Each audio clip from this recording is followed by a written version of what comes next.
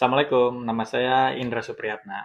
Oke, saya seorang pengajar Microsoft Excel, tapi hari ini saya sedang menantang diri saya untuk belajar Microsoft Excel dengan cara yang berbeda, yaitu dengan cara menggunakan Microsoft Excel dengan teknologi AI.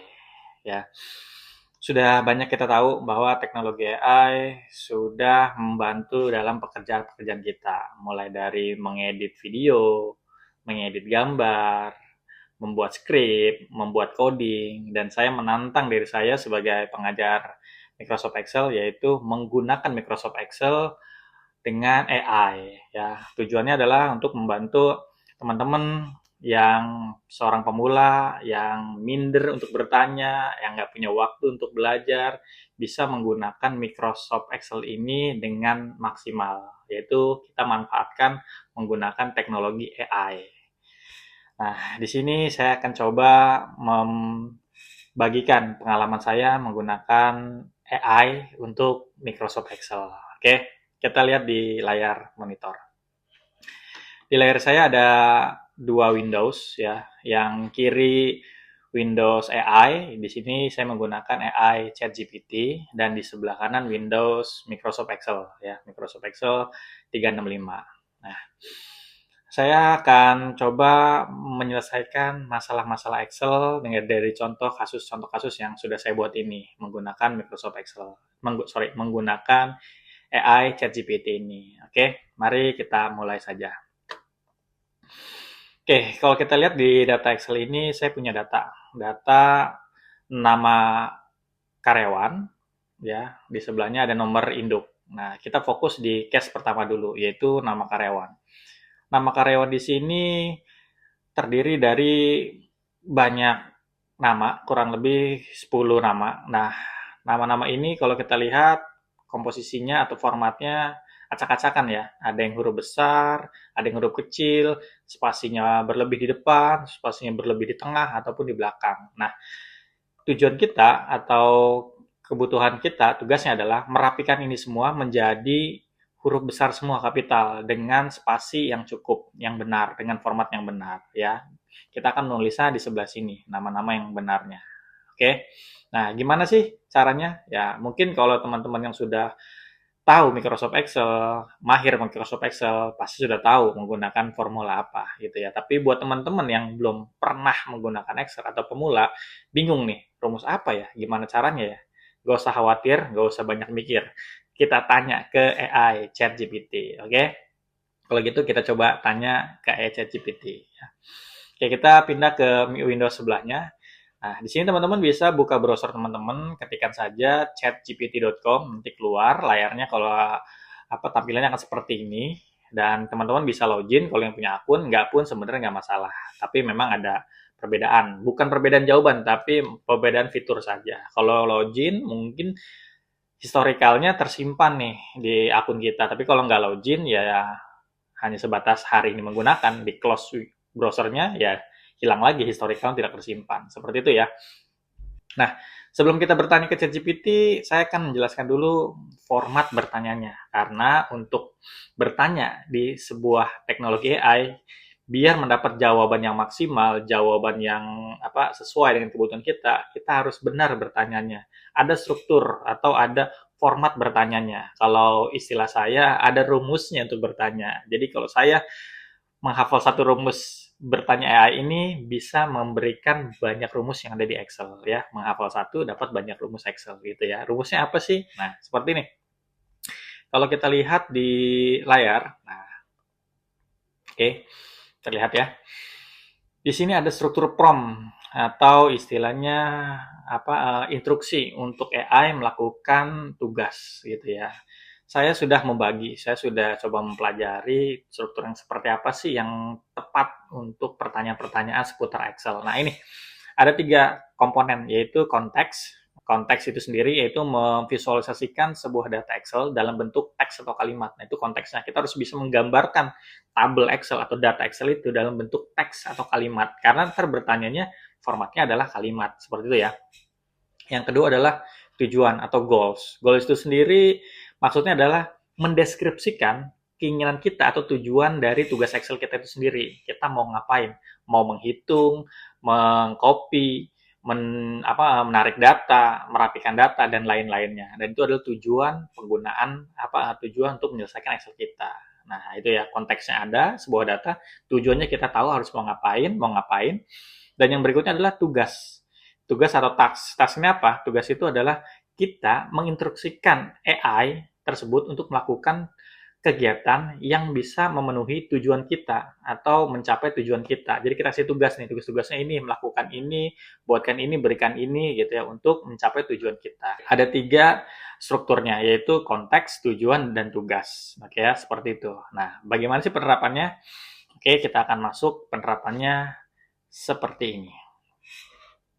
Oke, kita lihat di data Excel-nya dulu ya. Tadi ya, kita ingin membuat atau merapihkan nama-nama pada data karyawan ini menjadi huruf besar semua atau rapi formatnya di sini ya. Seperti apa? Pertanyaannya, mari kita masuk ke AI ChatGPT-nya. Oke, pertama kita buat konteksnya dulu. Kita harus memvisualisasikan sebuah tabel dalam bentuk teks ya, seperti ini. Sederhananya, saya memiliki data Excel. Oke. Ya, bentuknya Excel ya berarti ya. Dengan kolom yaitu lihat di sini nama datanya ada di mana? Di B7 ya startingnya ya, atau sel B7 mulainya, dari B7 sampai ke B16 gitu ya. Berarti kita harus menggambarkan di posisi data awalnya seperti apa. Dengan kolom B7 sampai B16 ya, berisi nama karyawan. Nah, berisi nama karyawan gitu ya. Nah, berarti di datanya sini ada nama karyawan. Nah, oke. Ini adalah konteks. Nah, setelah konteks, kita ingin membuat goals, tujuan kita. Itu apa? Saya ingin menghilangkan spasi berlebihan dan merubah format teksnya menjadi huruf kapital semua. Nah, seperti itu ya. Jadi ada 2 nih tujuan kita atau goals kita, yaitu menghilangkan spasi berlebihan dan merubah format teksnya menjadi huruf kapital semua. Oke, jadi kita sudah ada konteksnya, yaitu datanya, berisi nama karyawan, dan goals-nya, yaitu ingin menghilangkan spasi berlebihan dan merubah format teksnya menjadi huruf kapital semua. Oke? Nah, sekarang task-nya atau tugasnya apa yang akan kita berikan ke AI, yaitu kita minta rumus apa sih yang cocok untuk mengerjakan ini ya, karena kita nggak tahu ini, misalnya kita orang pemula ya, nggak tahu ini ya pakai rumus atau pakai formula, maka kita tuliskan seperti ini, rumus atau fitur Excel apa ya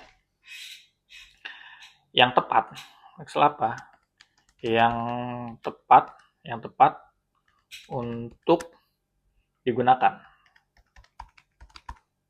Kan? Nah, rumus atau fitur Excel apa yang tepat untuk digunakan ya, untuk digunakan di kebutuhan kita tadi ya. Nah, ini adalah task-nya.